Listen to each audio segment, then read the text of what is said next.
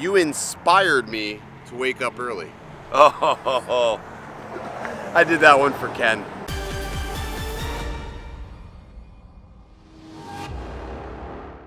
What's up guys, Original Dobo. Today I'm here with Mel from 400agl.net. We're gonna be out here flying the Sulphur Springs Tower. We're gonna do a little bit of comparisons. Mel has a ridiculous arsenal of drones. Back of my trunk looks like we're doing a science experiment. I kid you not. it's a squadron. It's a squadron of drones. Just look at all these cases here. Now this is my bag here, and everything else is just Mel's bag. I mean, it's crazy. It's crazy. And this is only half of it. And that's only half of it. So Mel does some pretty interesting things because he's an over-the-road trucker, and he gets to fly basically anywhere he wants, travel the country, and meet interesting people. So he emailed me earlier this week and said, hey, do you want to meet up?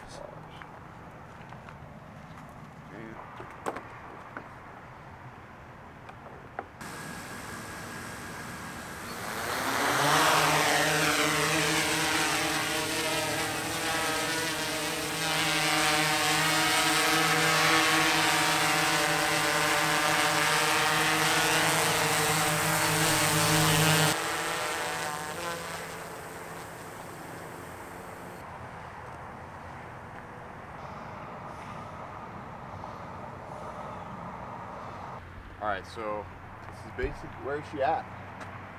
Oh, there it is. See it? Yeah, I see it. Yeah, I just handed the RC to Dobo for the Inspire. Ooh. She's fast, dude. It's responsive. Just the slightest touch is I doing. don't know if we can get. I don't know if we can see it. I'm gonna kind of point the lens sort of at it here. Maybe he can find it in post. I don't know. Yeah, we'll try to find it in post because this thing is nuts.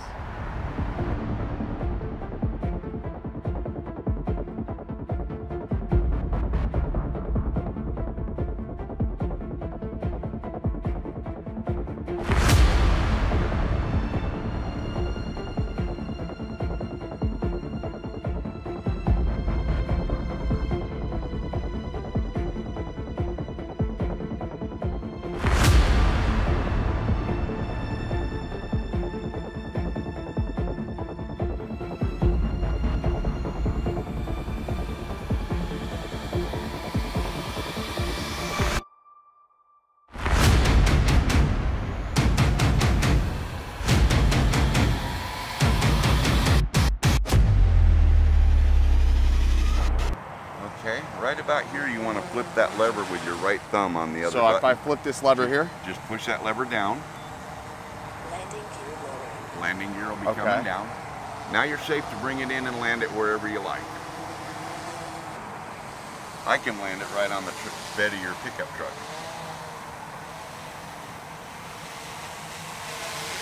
So now, to kill the motors, obviously, is this thing going to come straight down with, I don't know how the Inspire is. Just, yeah, control your descent. It has no auto stop above the ground. Okay. You have to land it. And obviously the more gentle the better. Here comes the Inspire coming home.